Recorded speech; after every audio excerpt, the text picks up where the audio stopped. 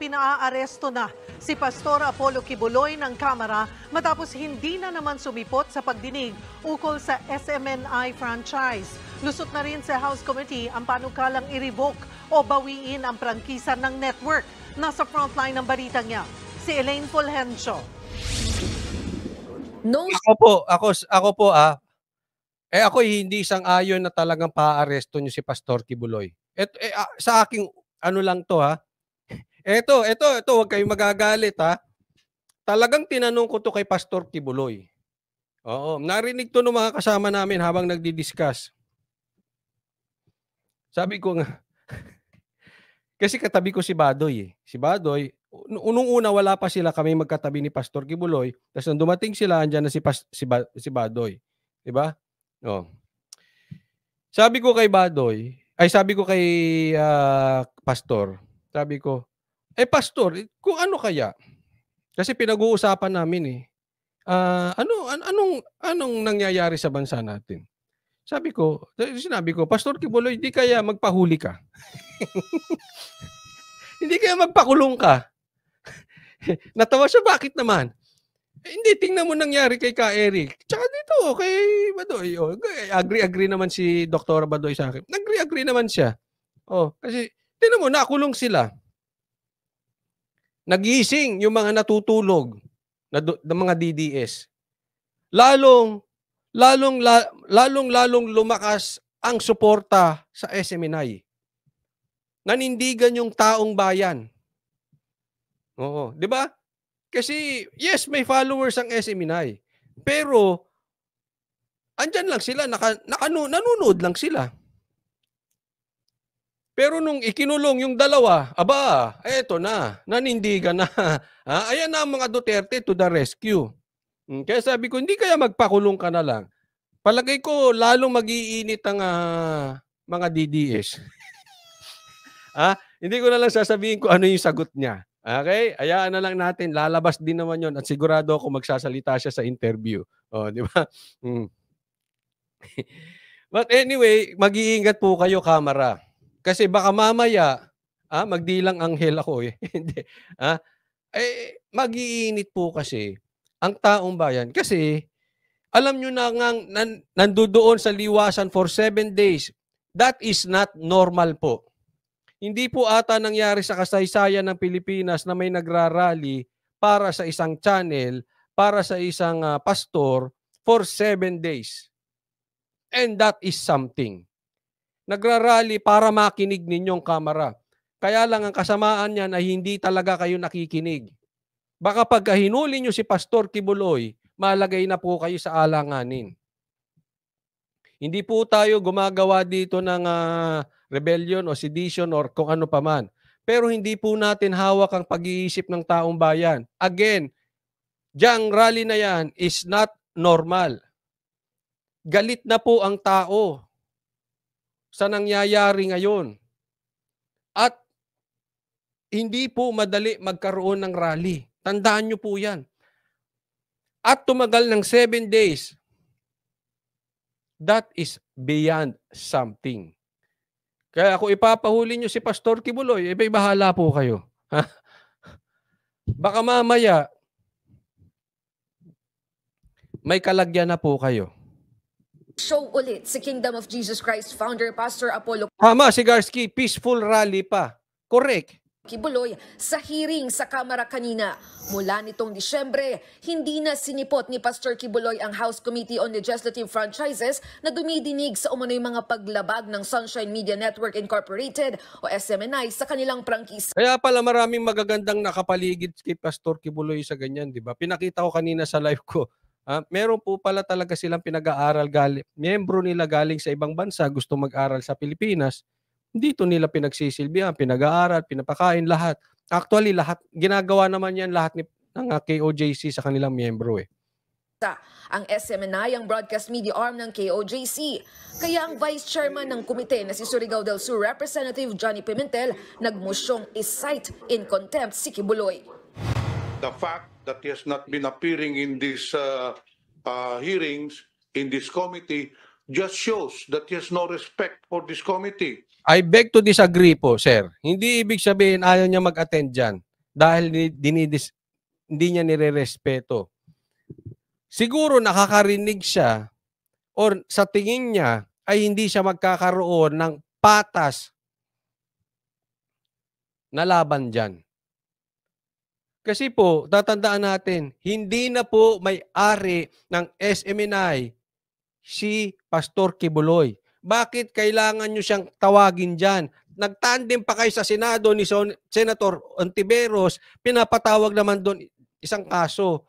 Wala na po ba kayong gagawin sa mundong ibabaw dito sa inyong panunungkulan kung hindi habulin si Kibuloy? Wala na ba kayong aasikasuhin kung hindi Kibuloy? Pambihira kayo, dalig nyo pa ang vloggers.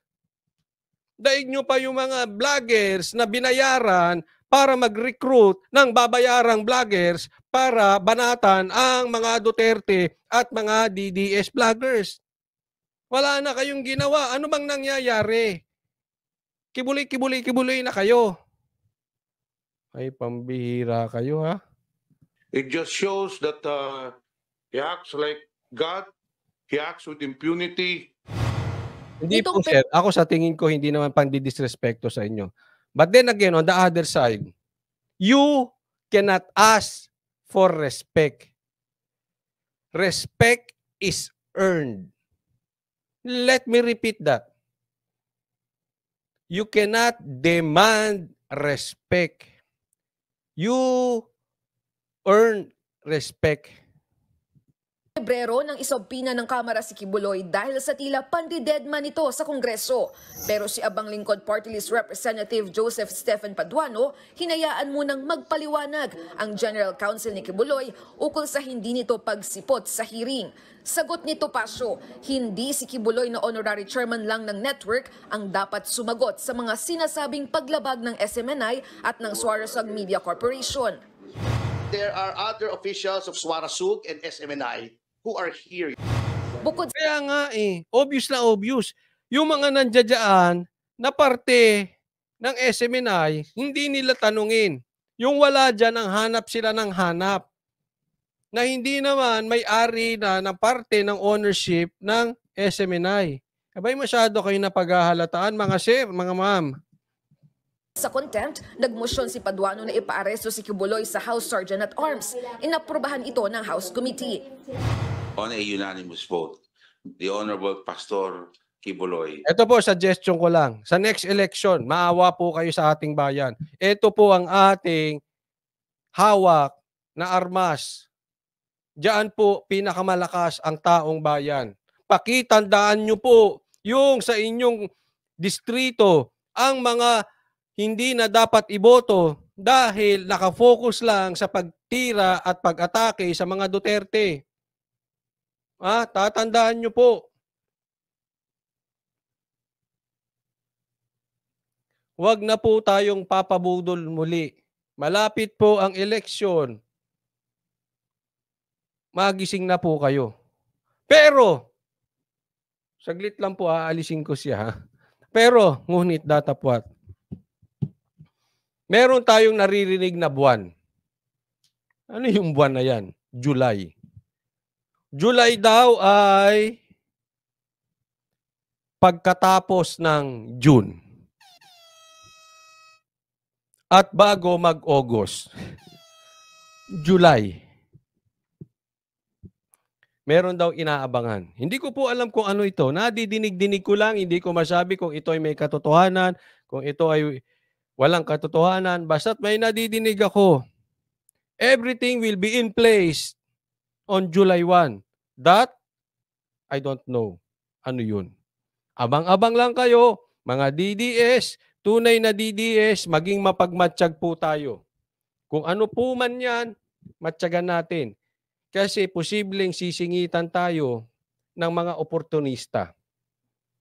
Makikisaw-saw, pero yun pala, kalaban. Okay?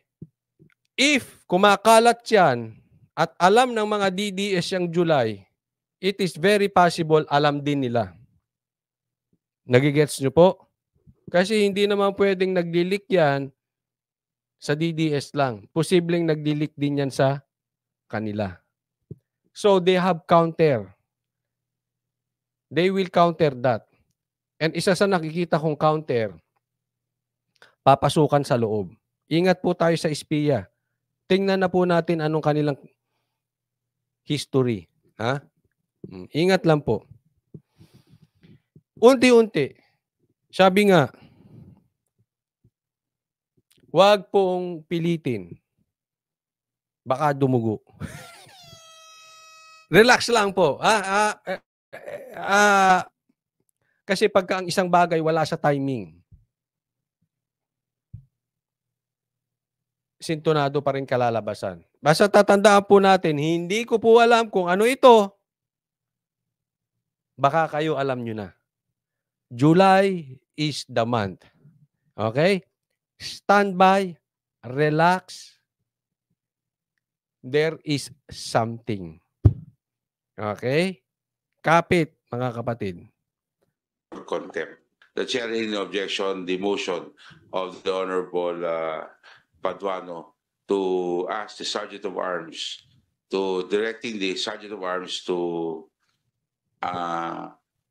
bring Pastor Kibuloy to the House premises. Ayan, ipapahuli na si Pastor Kibuloy pagka hindi pa dumating. Well, ako ayaw ko talaga mahuli si Pastor Kibuloy. Pero kung talagang ipapahuli, wala naman tayong magagawa. Alam ka namang harangan natin yung mga yan. Wala. Yan ang batas eh. Ganyan sila, nagkampi-kampiyan sila. Pero mag-iingat kayo. Mag-iingat lang kayo, ha? Kasi alam naman nyo, siguro hindi nyo alam. Mababa na kayo sa survey. So it means galit ang taong bayan. Baka yan ang maging mitya. Easy lang po, easy lang. Is hereby approved.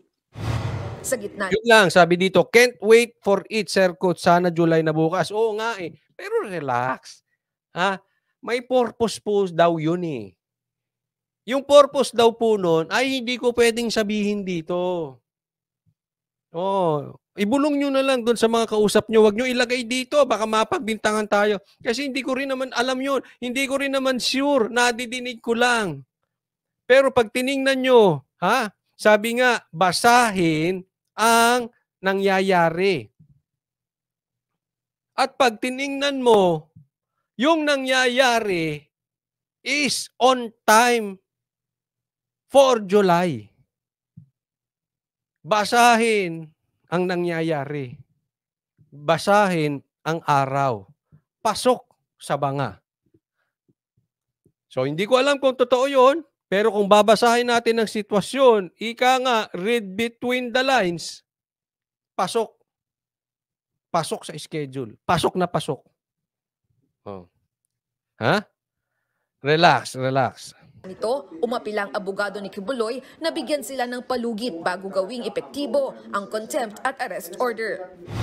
May I make a final appeal, Mr. Chair, to defer the implementation of the contempt order until after I have advised my client. Just a deferment, not a revocation. Sa huli, binigyan ng kampo ni Kibuloy ng hanggang Biyernes para lumutang. Buti binigyan hanggang Biyernes si Pastor Kibuloy, no, para makapag-isip. But anyway, yung sinasabi nila, kaya ayaw nilang pa-extend pa ito si Pastor Kibuloy kasi baka tumakbo dahil alam nila may jet daw, etc. Baka pumunta sa ibang bansa. Hindi po. Sa katunayan, kung nag-iisip kayo mga gunggong, ngayon mga vloggers na magbabanatan nyo na naman ito si Pastor Kibuloy na baka tumakas yan, kayong mga gunggong, kung merong planong tumakas si Pastor Kibuloy, hindi siya nakipagkita sa mga vloggers doon sa kanilang lugar. Kaya nga napagbintangan wala sa bansa si Pastor Kibuloy, di ba? Pwede na siyang tumago eh. At sasabihin na lang, matagal nang wala si Pastor Kibuloy sa Pilipinas. Nakatago lang. Pero nandito, hindi. Anong ginawa niya? Nakipagkita sa mga vloggers. Yan na lang ay isang senyales na maliwanag na wala siyang planong tumakbo. Nakipagkita pa kay Tatay Gigong. Naggikan sa masa pa. Yan ba may plano? Ewan ko lang, ha? Hindi ko naman natatanong si Pastor Kibuloy, ay Pastor, plano nyo bang tumakbo? Hindi ko po alam. Pero kung talaga, titingnan mo yung sitwasyon, wala siyang planong tumakbo sa ibang bansa. Sa tingin ko lang, wala. Bakit niya pa kami pinatawag? Bakit nagkaroon pa ng meeting? Hindi, sana tumago ka na. Lumantad pa siya sa gikan? Ano yun? Yung ba yung tumatago? Napagbintangan pa nga si Banat Bay eh. Peke daw yung picture ni Banat Bay eh. O, di ba na-discuss natin kanina, ano yun? Multo yung kausap namin. Multo pala ito si Pastor Kibuloy tsaka si Tatay Digong.